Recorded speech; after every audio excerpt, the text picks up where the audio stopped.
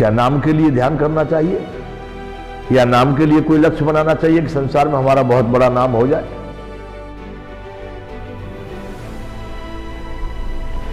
धन के लिए बनाना चाहिए?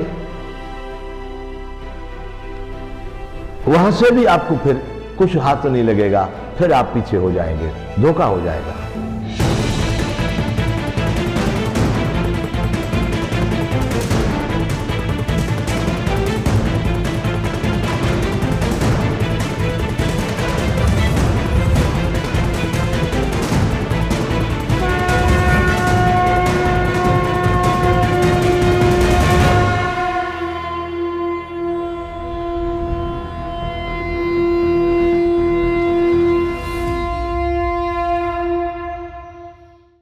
ध्यान,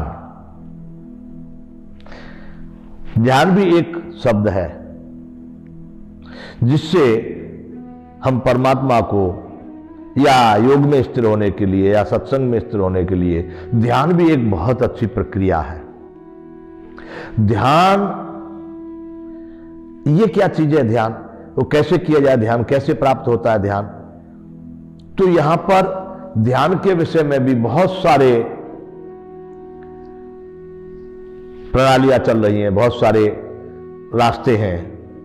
मैं तो उतना उसके विषय में, उन रास्तों के विषय में नहीं जानता, लेकिन मुझे जो अपना अनुमान है, मैं जिसको ध्यान कहता हूं, वो मेरा मानना है, लोगों के अनुसार ध्यान सूक्ष्म रूप से, कोई कहते हैं निर्विचार स्थिति को ध्यान कहेंगे, कोई कहेंगे शून्य में प्रवेश हो जाने को ध्यान कहेंगे, कोई कहेंगे भाई ध्यान किसी अपने इष्ट देव के उसको चिंतन करने को ध्यान कहेंगे, कोई किसी मूर्ति के लिए ध्यान कहेंगे।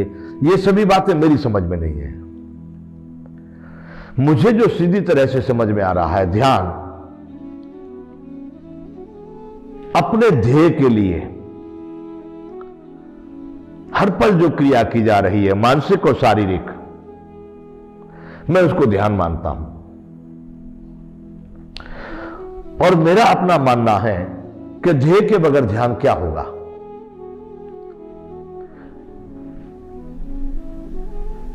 तुलसीदास जी एक दोहा लिख के चले गए, एक लग गए दोहा, तुलसी तुम तो जात हो मोहे अंदेशोर, नाम पतो नहीं गाम को पहुंचोगे काठोर। तुलसीदास जी कह रहे कि भाई चल तो दिए, निकल गए घर से। गोस्वामी जी कह रहे कि हमको कुछ संदेह हो रहा है। क्या संदेह हो रहा है? नाम पतो नहीं गाम को, चल तो दिए लेकिन कहां जाना है उस गांव का नाम ही मालूम नहीं है हमको, तो कहां पहुंचेंगे?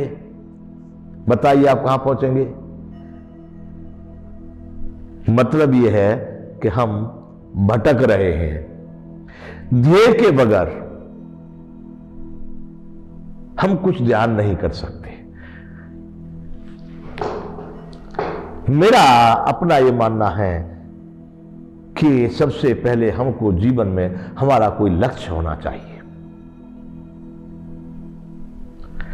और उस लक्ष्य को बार बार बदला नहीं जाना चाहिए। कोई आज ये लक्ष्य है, कल वो लक्ष्य हो गया, परसों वो लक्ष्य हो गया, वो कोई लक्ष्य नहीं होगा। लक्ष्य एक बार निर्णयात्मक बुद्धि से, निश्चयात्मक बुद्धि से जो निर्धारण कर दिया गया, उसको फिर कभी नहीं बदलेंगे। हम उसी रास्ते पर चले जाएंगे। उसी को प्राप्त करने के लिए जो कुछ प्रक्रिया की जाएगी, हर पल जो कुछ शारीरिक और मानसिक जो कुछ चिंतन होगा, मैं उसको ध्यान कहता हूं। अब वह लक्ष्य आपका परमात्मा हो सकता है, आध्यात्मिक हो सकता है, धार्मिक हो सकता है, भौतिक हो सकता है, राजनीतिक हो सकता है, आर्थिक हो सकता है, सामाजिक हो सकता है। वो ध्येय आपका क्या है? वैसे हमारे पूर्वजों ने या शास्त्रों ने ये सांसारिक वस्तुओं के लिए ध्यान की आवश्यकता नहीं बताई। वो ध्यान को वहां पर परमार्थ से ही जोड़ा है।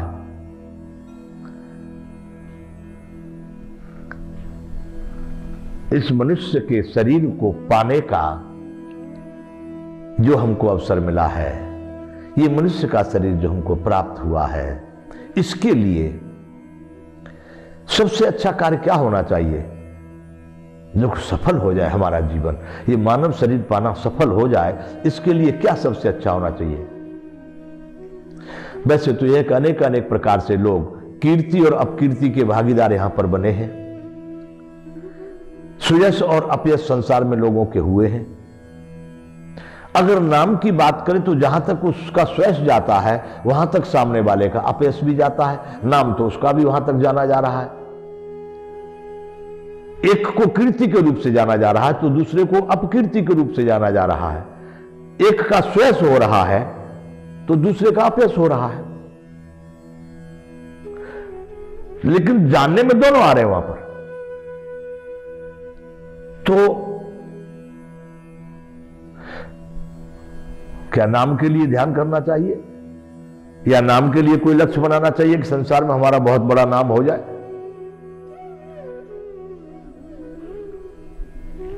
धन के लिए बनाना चाहिए? वहां से भी आपको फिर कुछ हाथ नहीं लगेगा, फिर आप पीछे हो जाएंगे, धोखा हो जाएगा।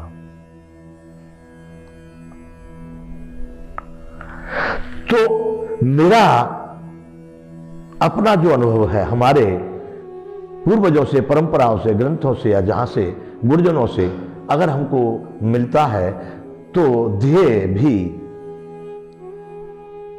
जन्मों जन्म से हमारे ग्रंथ शास्त्रों के भारतीय मान्यताओं के अनुसार पुनर्जन्म होता है। इस बात को गीता में कृष्ण भगवान ने स्पष्ट रूप से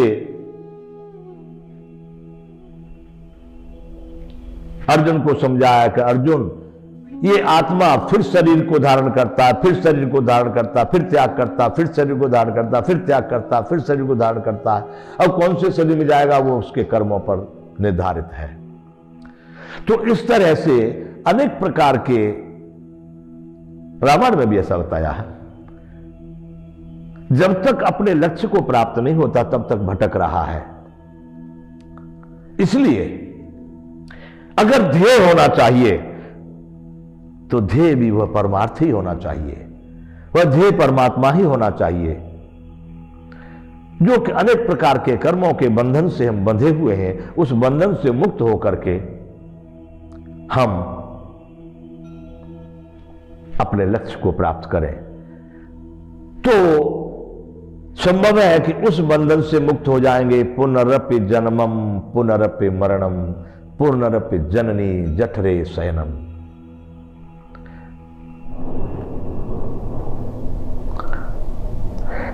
वो कैसे होगा? ध्येय से होगा। और जब ध्येय होगा तब हम हर पल उस ध्यान में युक्त होना चाहिए हमको। उसी प्रक्रिया को मैं ध्यान मानता हूं कि जो मैंने ध्येय बनाया है, मैं खाऊंगा, पीऊंगा, सोऊंगा, जगूंगा, बोलूंगा, चलूंगा, हिलूंगा, डोलूंगा, जो कुछ भी क्रिया करूंगा मन से, तन से, वचन से या कर्म से, वो जो क्रिया उस ध्येय को ध्यान लक्ष्य में रखते हुए ध्येय के प्रति जो की जा रही है, उसी का ध्यान हर समय करते हुए की जा रही है। मेरे अनुमान में उसी को मैं ध्यान कहता हूं और ध्यान से ही हम ध्येय को प्राप्त कर सकते हैं। ध्येय की प्राप्ति ही हमारे जीवन का सबसे बड़ा उद्देश्य, सबसे बड़ा लक्ष्य, सबसे बड़ा हमारा सफलता मानी जाएगी। तो इसलिए ध्यान की प्रक्रिया आप लोग सुन रहे हैं, आप अपने जीवन में अनुभव भी कीजिए, आप इसका प्रयोग कीजिए, आप करके देखिए। छोटे छोटे कार्यों में भी तुम बना सकते हो, लेकिन जीवन का मुख्य ध्येय केवल एक होना चाहिए और उस ध्येय पर हर पल ध्यान रखना, इस प्रक्रिया को ही मैं ध्यान कहता हूं।